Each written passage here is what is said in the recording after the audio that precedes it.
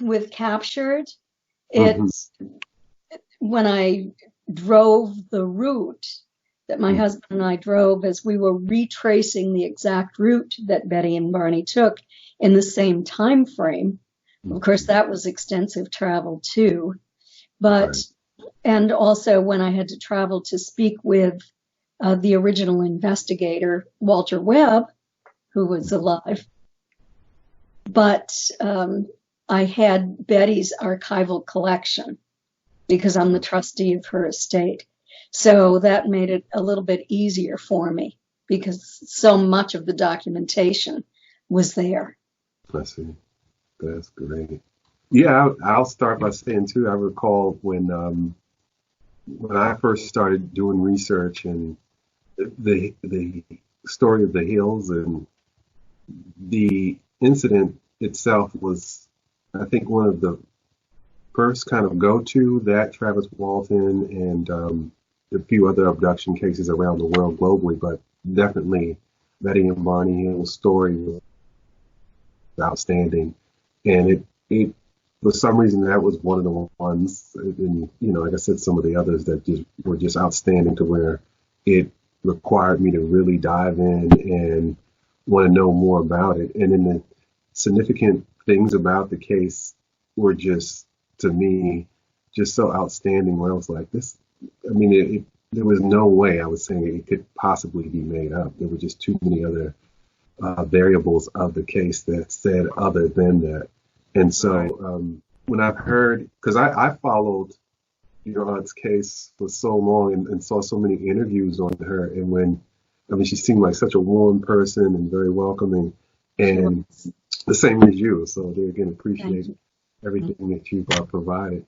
And it's one of those things where when I found out that, I said, oh my God, one of her relatives, an actual family member, is carrying on the case. I just thought that was incredible. I was like, what better way to have the story continued and told than to have a family member be able to carry on and speak, the truth about the incident.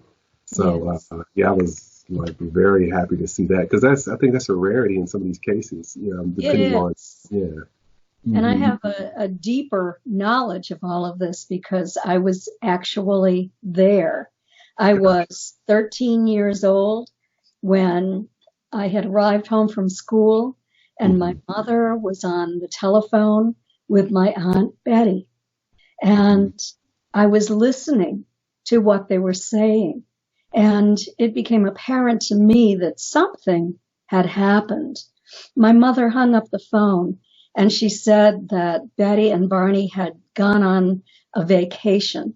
Betty was a social worker for the state of New Hampshire, and Barney had decided to surprise her with a long weekend trip to Niagara Falls and then to Montreal.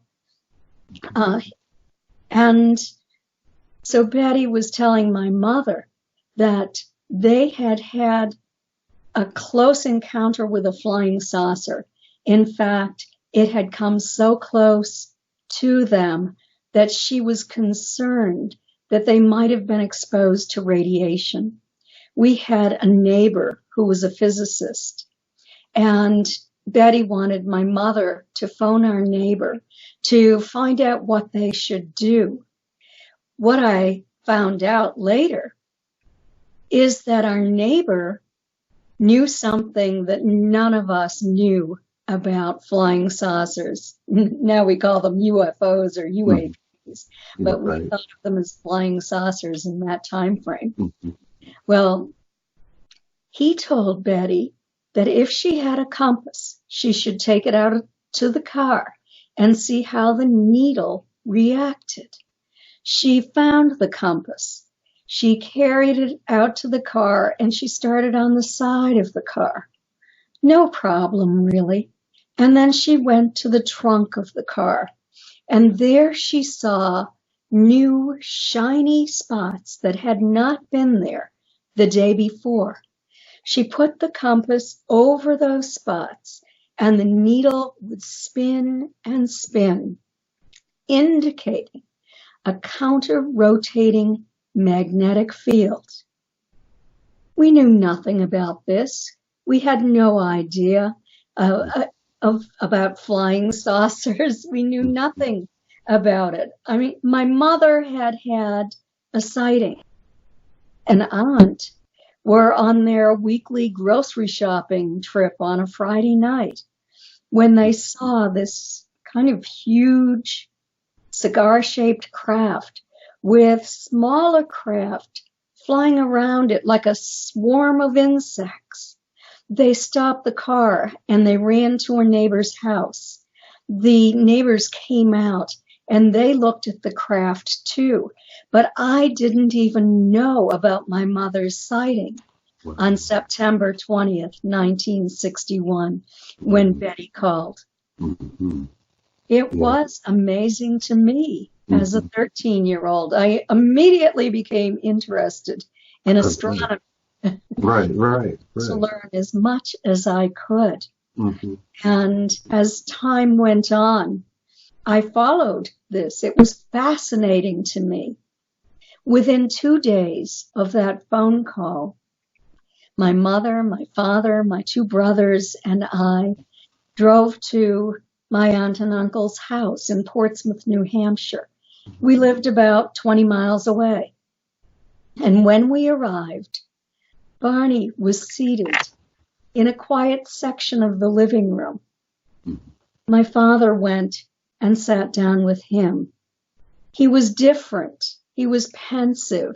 Normally he was gregarious and happy, and this was very different for Barney. My mother told us that we shouldn't bother him that day, that we should stay with her and with Betty. And Betty spoke to us about her memories of what she and Barney had seen. But my father later told us that Barney had told him about the non-human entities he saw looking through the windows of that craft as he stood in a field in Lincoln, New Hampshire. Barney was terrified, and he ran back to the car because he was afraid he was going to be captured. It was kind of distressing to me as a teenager hearing all of this, and it was particularly distressing when Barney changed, when Barney became very troubled by what he recalled. He wanted to just forget it, to repress it, to forget that it ever happened so that he could go on with his life and continue with his activities. He was very interested in the civil rights movement. He was a member of the local board as the legal redress. He was a member of the regional board. In 1965, a few years later, he was appointed to the U.S. Civil Rights Commission State Advisory Committee. Betty stood by his side. She was always there as a civil rights advocate, fighting for equal rights along with Barney. But this was totally different. This was totally outside anything that we were aware of previously. Barney ended up going to Dr. Benjamin Simon. Dr. Simon was a renowned psychiatrist from Boston. He had earned a reputation during World War II for his extraordinary treatment of veterans returning from the war front who were suffering from shell shock, from conversion hysteria, where they had been exposed to such a shocking event that they could not reconcile within their conscious mind, that they developed physiological symptoms such as blindness, such as the inability to walk, when in fact there was no physiological reason for this. It was due to the psychological trauma they experienced. He had such a great deal of success in treating these returning veterans that the movie Let There Be Light was made about his work. He used deep trance hypnosis to work with these veterans. And this is what he used with Barney in order to help Barney to relive in his mind the events that occurred on that night, September 19, 1961, and into the early morning hours of September 20th, 1961. And after months of hypnosis treatment and of conscious recall and the therapy that Dr. Simon did with both Betty and Barney, his condition was improved. He was once again the old happy-go-lucky Barney who could move on with his life, who was doing very well, who focused on the important work that he was doing, not only in the civil rights arena, but also for the people of Portsmouth, New Hampshire, and Rockingham County, where he and Betty worked through the Office of Economic Opportunity to help to set up the Rockingham County Community Action Program. And Barney received an award for the work he did in that area as well. So he was highly successful. He was moving along. And then suddenly, in October of 1965, the Boston Traveler published 5 articles. They were on Betty's and Barney's experience and on their recall under hypnosis. They had not wanted this to be made public. They were willing to talk to scientists, to investigators, to their family, to their close friends, to their church, to military officers. But they never wanted this story to go public. They were credible individuals. They had an agenda to help the people of New Hampshire and of the United States, and this extended to their world. They did not want to be thought of as a couple of kooks who believed they had been abducted by aliens, even though the evidence points to the fact that they were in fact abducted. And can you confirm that their story is the first, I believe from what I've read, it's been noted like the first abduction case in America. Is that correct? That is correct. In my research, I discovered that there was a report made by a couple, I believe it was in 1956. It was made to the National Investigations Committee on Aerial Phenomena, and it was thought to be so improbable that it wasn't even investigated. Wow, really? So Betty and Barney's case was the first case of a close encounter with a UFO and a probable abduction that was ever scientifically investigated in the United States. Let's see.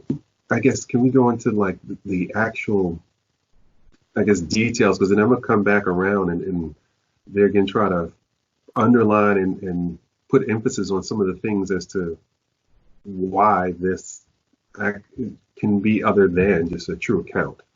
They were familiar with Route 3. Okay. It was the first trip that the two of them had made to Montreal. But they had been to the White Mountains many times. Okay. Barney and Betty were both very familiar with Route 3 through upstate New Hampshire. And it was a light, bright night. They're driving along, having a wonderful time, thinking that they'll arrive home at about 2 o'clock in the morning. Betty observes a new light in the sky. And she at first thought it might be a falling star, but then she realized that it didn't fall. It actually traveled upward. And she was wondering, what could this be? And as she watched it, it grew brighter and brighter and brighter in the sky. And finally, when they were 4 miles south of the town of Twin Mountain, she said to Barney, "You have to stop the car.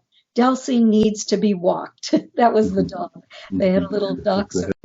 Companion with them. This was really Betty's excuse, I think, to get Barney to stop, because he was focused on just driving home. Right. And so he did stop at the Mount Cleveland picnic area, and he walked Delcy. He put a pistol that he had in the trunk into his pocket. And he did that because he thought that there might be bears in the area, since it was a picnic area. He wanted to be able to shoot that gun off and scare away any bears if they came close. And so Betty took the binoculars, and she's looking up at this craft, and she sees it traveling over the face of the moon, flashing multicolored lights. Barney then takes the binoculars, he takes a look at it, and it's very perplexing to him because it's coming in very close. And he wants to say that it's just an airplane. That's what he tells Betty, because he's not willing to devote any time or attention to this perplexing craft. He gets back into the car and he continues driving south. And then they enter the area where, known as Franconia Notch, where there is the old man of the mountain site. And it's just a beautiful mountainous area. Cannon Mountain is there. As they enter Franconia Notch, they look up at Cannon Mountain, and there is this craft and in the sky, and it's just above a building and a light on Cannon Mountain. They see the light in the building, and it blinks out as the craft passes overhead. This means that there is a probable magnetic field around this craft that causes a disruption in this light source. They continue to travel, and they stop at the old man of the mountain. Now they see this craft beside the old man's profile. And the old man's profile is 48 feet from forehead to chin. It is hovering beside the old man's profile. It is rotating. They see lighted windows on one side, but then it blips as if the backside of this craft is darkened. And they're watching it for a short period of time. It starts to bounce back and forth in the sky. Barney likens it to a paddle with a rubber ball on the end that is connected by a rubber band. And it bounces out and it comes back close. And it bounces out and it comes back close. They return to the car and they watch it moving in a stair-step patterns. It's zigzagging back and forth in the sky. They come to the exit of Cannon Mountain where the valley opens up, and there are cabins along the road. There are tourist attractions. It's an area known as Indian Head. And they drive about a mile south of Indian Head, and this craft surges ahead. It stops over the road, and it descends to within 100 feet of their vehicle. Barney stops the car in the middle of the highway so he won't be directly underneath this craft. He opens the door and steps out with his binoculars. He looks up and he sees what he describes as a giant pancake just hanging overhead. It's silent. He sees intense lights radiating from the row of windows that he had been watching. Betty is watching this from her position in the car. Barney steps away from the vehicle to get an unencumbered view of this craft. And when he does, the craft moves to an adjacent field. Barney turns from the car and he follows the craft into the field. It's now only about 100 feet away from him and maybe 50 feet off the ground.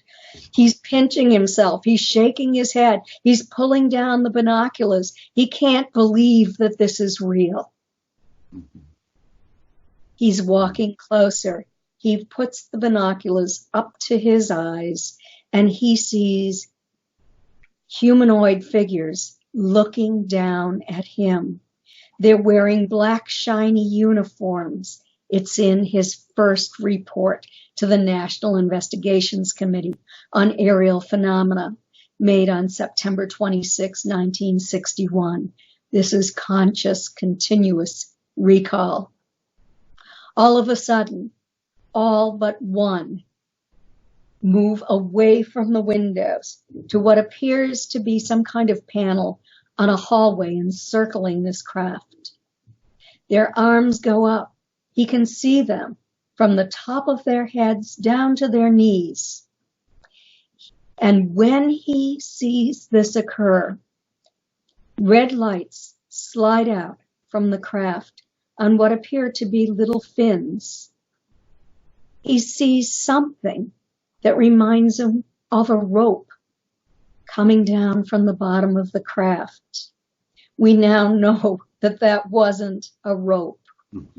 These craft project a blue light, and that light comes down and it expands and it absorbs whatever and whoever is below it, and they are carried on a beam up into the craft. That didn't happen to Barney at that point anyway. He only saw that what reminded him of a rope coming down in a measured way. He became terrified that he was about to be captured. He pulled the binoculars away from his eyes so forcefully that he broke the leather strap as he ran screaming back to Betty that they had to get out of there or they were going to be captured. As he entered the car, he saw that craft moving back in his direction. He went speeding down the highway and he said to Betty, "Roll down your window and look up. I think they're overhead." She did. She was expecting to see lights in a distance. She didn't see lights. All she saw was blackness.